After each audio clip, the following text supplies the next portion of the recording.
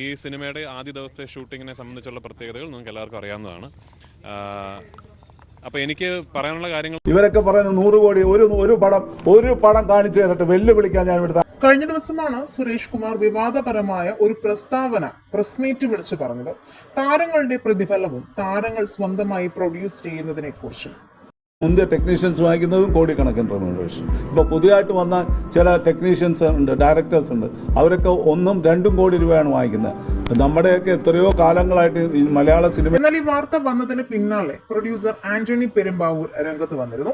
അദ്ദേഹത്തിന്റെ വാക്കുകൾ ചുരുക്കത്തിൽ ഇങ്ങനെയായിരുന്നു: സുരേഷ് കുമാർ എന്ത് മാനദണ്ഡത്തിലാണ് ഒറ്റയ്ക്ക് ഈ തീരുമാനം എടുത്തതെന്നും നടന്മാർ സിനിമ നിർമ്മിക്കാൻ പാടില്ല എന്ന നിയമം സുരേഷ് കുമാർ അങ്ങ് തീരുമാനിച്ചാൽ മതിയോ എന്നും പ്രൊഡ്യൂസേഴ്സ് അസോസിയേഷനിൽ ഞാനും അടങ്ങുന്ന മറ്റ് അംഗങ്ങൾ ഉണ്ടെന്നും ആന്റണി പെരുമ്പാവൂർ കൂട്ടിച്ചേർത്തു.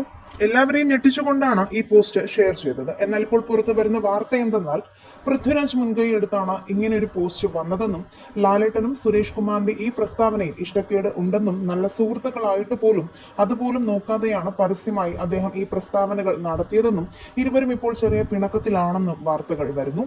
നടന്മാർ പ്രൊഡ്യൂസ് ചെയ്യുന്നു എന്നതിൽ പൃഥ്വിയെ ടാർഗറ്റ് ചെയ്താണ് പറഞ്ഞതെന്ന് ഒരു കൂട്ടം പറയുമ്പോൾ, ഇത്രയും സംസാരിക്കുന്ന സുരേഷ് കുമാറിന്റെ മകൾ കീർത്തി സുരേഷ് ഇവിടുത്തെ നടന്മാർ വാങ്ങുന്നതിനേക്കാൾ കൂടുതലാണ് വാങ്ങുന്നതെന്നും അതാദ്യം കറക്റ്റ് ചെയ്തിട്ട് പോരെ മറ്റുള്ളവരെ വിമർശിക്കാനെന്നും അനേകം കമന്റുകൾ. എന്നാൽ പൃഥ്വിരാജ് ആന്റണി പെരുമ്പാവൂരിന്റെ പോസ്റ്റ് ഷെയർ ചെയ്യാൻ കാണിച്ച ചങ്കൂറ്റം പോലും സ്വന്തം നിർമ്മാണ കമ്പനിയുള്ള മമ്മൂക്ക എന്തുകൊണ്ട് കാണിച്ചില്ല എന്ന വിമർശനവും വരുന്നുണ്ട്. ഇതിനെതിരെ ഉണ്ണി മുകുന്ദൻ, ടൊവിനോ, അജു വർഗീസ് തുടങ്ങിയവർ രംഗത്ത് വന്നിരുന്നു.